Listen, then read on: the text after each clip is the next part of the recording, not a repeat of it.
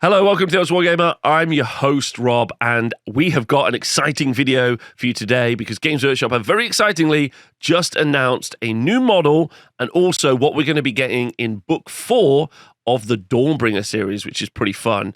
So I'm going to jump out straight from the top line there. We'll look at the model second. First thing we're going to talk about is that there are going to be 6 regiments of renown and 1 army of renown. And so that's an important distinction. What we got in the first Dawnbringers book, if you go back and remember, we got 4 regiments of renown. So we had the Grimhold Exile and a Fireslayer regiment. We had the Rabble Rouser and a Gitz regiment. And those were usable not inside their own armies. They were kind of like these mercenary ally bands that you would put into other armies. And then with book 2, we swapped it, and then we started getting armies of renown, which we'd never experienced before. Which is crazy. And then in book 3, we got armies of renown. And now in book 4, we get 1 army of renown. And we have 6 regiments of renown. I'll try and get this the right way around. 6 regiments of renown. And those regiments of renown are going to be based around each one of the Mortarchs. Because this entire book is about death. So we'll talk more about that at the end. Because there's some exciting kind of positives and negatives about the regiment of renown, army of renown thing. First off, let's talk about the Fang of New Lamia. Meet Neferata's chief lieutenant. Okay, so in Garan, the expedition, so this is about the 2 twin-tailed crusades. So there are 2 crusades, one in the realm of life, one on the realm of fire, that are going out to try to settle new lands, and they've been battling against a bunch of, monsters and the monstrosities in the mortal realms, and then now Book 4 is getting deeper into those lands. Okay, the expeditions reach a treacherous mountain range known as the Neck, deep within the territory of New Summer Court. New Summer Court, obviously, where the Flesh-Eater Courts are. As if delusional ghouls weren't bad enough, Ushran's Cannibal Court is currently playing host to a delegation of haughty vampiric diplomats under the watchful gaze of Sekar, the Fang of New Lamia. And there she is in all of her glory. Toes out, snake on point, ready to rock. Now, we're going to talk about what this snake is in a minute, but the snake is actually not just a snake. The snake is a defeated god laying at her feet, which is pretty cool, to be honest. She has got pretty awesome armor, and then I would say like a wicked-looking scythe. The model is definitely very striking. Would I say Soulblight Gravelords need another foot-based character, like a character on foot?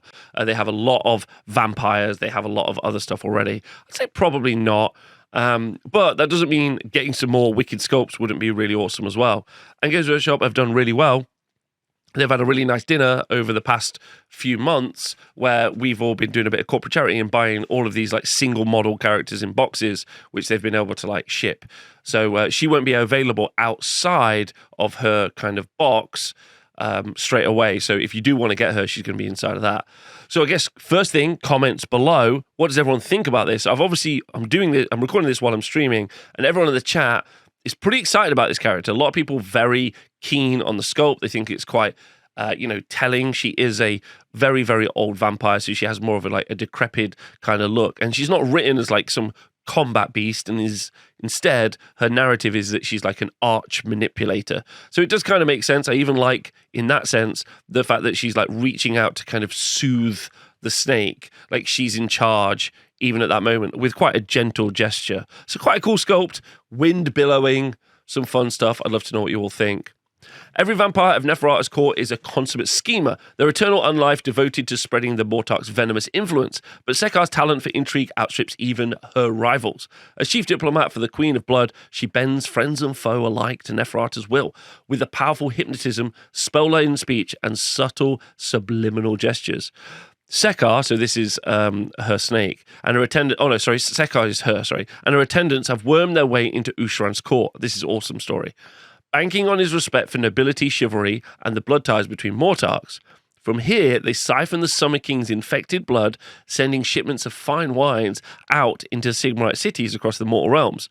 Sekar's kept these wheels turning with syrupy speech and careful diversions, but the arrival of the Twin-Tailed Crusade now threatens to throw her meticulous schemes off balance. So she's been infecting different cities and townships and frontier towns all around the realms with the infected Flesh-Eater Court's blood. And that's why we're seeing such an uptick and such an increase in the amount of Flesh-Eater Courts that we're seeing around. That's super cool in my opinion. Is she meant to look a bit Kemrian? She definitely is meant to be a bit Kemrian because she's from the court of New Lamia. So she's definitely meant to have at least a, like, Tomb Kings were her progenitor as a vibe. Definitely is what she's meant to look at. We've got some cool pictures. We've got this also very awesome top-down shot, which I don't really know why we're seeing that. For me, who does live streams of tournaments, it's actually excellent as a reference point, but I'm not really sure who else benefits from this. It's quite fun. Like all vampires, Sekar is swift, deadly, and commands deadly death magic with ease, skills that are supplemented by her terrifying serpentine familiar. Ubroth was once a mighty god serpent, and this is super cool, known amongst the underworlds as the Time Swallower. Sekar infiltrated and slowly undermined his priesthood until Nagash could destroy his scaled rival. A lowly avatar was all that remained, which God of Undeath bequeathed to Sekar as a gift for her service. So the snake on her base is the avatar of a god of death defeated by Nagash, which is very cool. Very cool. The serpentine agility causing incoming attacks to miss. So then the snake bequeaths an ability, and the ability is serpentine agility. Attacks that target this unit only score on an unmodified roll of a 5 or a 6, which is pretty good if you definitely, give her a good armor save as well. And in conjunction with the hunger, which most vampires have, I think all the vampires have actually, for Soulblight Gravelords, then she is going to be able to heal a lot of wounds at the end. So difficult to hit and also heals a lot. Could make this a very survivable character. Next up, though allowing the ever-hungry husk of Ubroth to sate itself on souls is a risky deed, Sekar recognizes the power it offers. Once per battle, she can unleash the Time Swallower's Maw. Once per battle, at the start of the combat phase, you can say that Ubroth, that's the snake, will use the Time Swallower's Maw. If you do so, roll 2d6, each enemy unit within 6 inches of this unit, and look at their move characteristic. If it's lower than the roll, they suffer a number of mortal wounds equal to the difference between the move characteristic and the roll. If the unit uses this ability, then you no longer benefit from the serpentine agility, so you no longer, you can just be hit normally, not just on 5s and 6s. So that's fun. That's a nice kind of resource management game that you get to play with your character. Am I going to keep them alive on 5s and 6s, or am I going to try and just do this big AoE damage? It's going to be much better against slower armies versus armies that obviously are quite fast, and it's all once per battle, so probably not actually that effective over the course of a game. Now, she's been released in her Fangs of the Queen, Blood Queen box, which is a Regiment of Renown, and this is not the best box, I'd say. You get 10 direwolves and you get 3 fellbats, and you do get her awesome model. You obviously also will get that's what the Regiment of Renown will be as well. So it's a bit iffy for me. But if you are a Soulblight Gravelords player or someone who is about to become a Soulblight Gravelords player, then it's actually quite a good box. Fellbats are something that you need, and direwolves are something that you need. They're just not the flashy things that you need. It's not Vampire Lord and Zombie Dragon. It's not any of those things. It's not Ushron, which we're still waiting to come out on. It's none of those big flashy models. It's just the stuff that you do need in an army, but it's not got a big wow factor. Some direwolves and some bats. So I think that maybe might not be that popular. But again, that's my opinion. I'd love to know. And if you are already a Soulblight Gravelords player, they're already things that you have. So they're not even pushing you to invest in something else, or doing a box of vampires or something like that, so you could get them all in one go. I'd be interested to know what everyone's thoughts are on this. And finally, we find out this information at the end. Mad King Rise also contains plenty more death armies, including 6 regiments of renown, 1 for each Mortarch. Check back in the new year. Now, the first question we need to ask ourselves is, does this mean that each one of our Mortarchs is going to get some sort of model or a lieutenant character? Are we going to see a lieutenant character for Manfred?